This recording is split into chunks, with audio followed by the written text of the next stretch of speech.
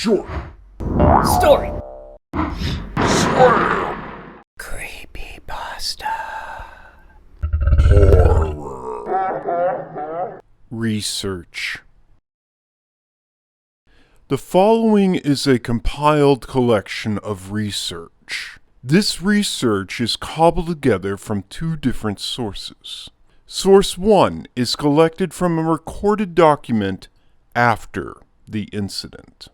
The second is from a recording device that was on the premises during the incident.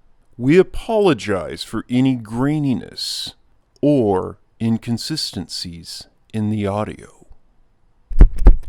I had everything meticulously and painstakingly set out for my experiment, all the way down to my assistant placed in an adjacent room with an emergency timer. You know, just in case if the experiment went just a little too long. After all, I am a man of science, and in this experiment, no mistakes could be afforded. After all, I am a man of science. At exactly 1800 Pacific Eastern Time, I took the knife and I slid it down my wrist. The knife was so sharp, I barely felt the stinging bite as it sliced my flesh open. What could only be described as a woozy feeling started to slip over me, so I climbed into the bathtub of icy cold water I'd placed for setbacks like this one. The shockingly cold water acted as the immediate sobering agent needed to keep my thoughts clear. However, I was now very awake to the pain I had just inflicted upon myself. It was then I started to feel the life ebb from me. It was a high like nothing else I'd ever experienced. I felt like I could taste the light emanating over the surgical sink. It was like I had fully entered into a full-out euphoric trance. This euphoric rush, however, all too quickly started to pass. And fear began to fully take me. I knew the time to stop the bleeding was now. The information needed for this experiment be damned, but so weak was I from the loss of my own blood, all I could do was fumble like a drunkard for the life-saving bandages. It was at this moment that I must state the real reason for doing this research made itself all too well known. As I stated before, I am a man of science. I know the difference between a hallucination and a fact. But my blood grew tentacles. I will state that again for the record. My blood grew tentacles. Hallucination it was not, for my body still bears the bruises inflicted by them. As these blood tentacles sprang from the gashes I had made upon my wrist, they immediately proceeded to fervently wrap themselves around my throat. It seemed like my blood had tasted freedom, and it did not want to be stopped in the exodus from my body. Full-out panic engulfed me, and I tried to scream for my assistant to help me.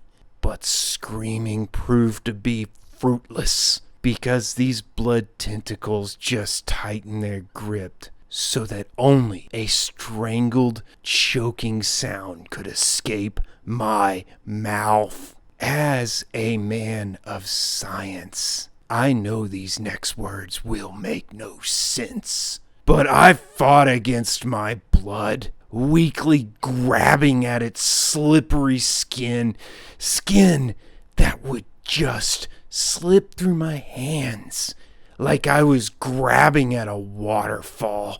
My blood then began to wrap itself tighter and tighter around my neck, and slowly, yes, ever so slowly, it slid itself up my nose and over my eyes. I knew at that moment I only had seconds to live. Then I saw what could only be described as seeing without my eyes, because the blood had covered my eyes. For I was separating from my body. I witnessed the true horror of the blood tentacles assaulting my body. It was then I caught sight of a glimpse of something so terrifying. I shudder to remember it. And this was something so small that it was almost imperceptible. It was a small group of thin strings connected to the blood tentacles attacking my body. Yes, strings. Yes, I said that. Strings. But why? Why are there strings attached? It was in this fevered thinking that it occurred to me that if string was connected to this end, then they must be connected elsewhere. I allowed my gaze to follow the connected string straight up, only to behold in horror that the other end was tied to, yes, being a man of science, I sound crazy saying this, but it is true. The strings were tied to a marionette puppet board. My body's blood was being controlled to attack me like a marionette doll. But this was not the most terrifying thing. No, it wasn't. The puppeteer's plank was being held by a thing. Conventional terms would have me say a monster, but monster does not even do this thing justice. It was nothing like, and I mean nothing, ever witnessed by mankind, and live to tell about it. This thing, this monster was controlling my blood, controlling it, and making it kill me. I'm only a mere mortal man of science. What was I to do? How could I fight it? The bitter realization hit me. I was going to die. But I didn't want to die. Die for some stupid experiment just to secure funding for research? Oh God, I didn't want to die. Oh God, I don't want to die again.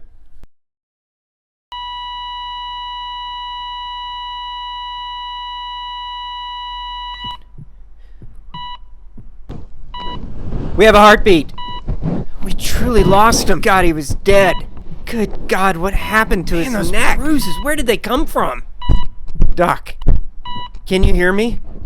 Blink twice if you can hear me. Blink twice if you can hear me. Jim, it is beyond anything we could have ever imagined. Oh God, what I saw, the world needs to know what I saw. The thing is there. Doc, you're not making any sense. As a man of science, I need to tell them. I need to tell them what I saw.